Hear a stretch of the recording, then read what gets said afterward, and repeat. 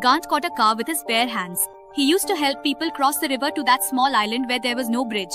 Whenever a boat broke down in the middle of the river, he would tie a rope to it and pull it safely to the shore.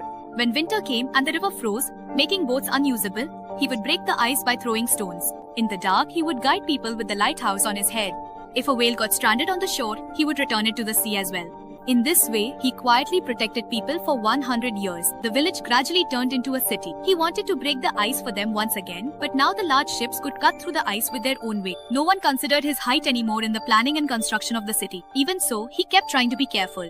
One day, he slipped and the newly built bridge broke. By the time he realized his mistake, it was already too late. Later, even bigger ships arrived, which now towed the boats. It began to seem as if people had forgotten him. Realizing that humans no longer needed him, he removed the lighthouse from his head and collapsed to the ground, ready for an eternal sleep. But one day, while he was sleeping, the sea suddenly disappeared.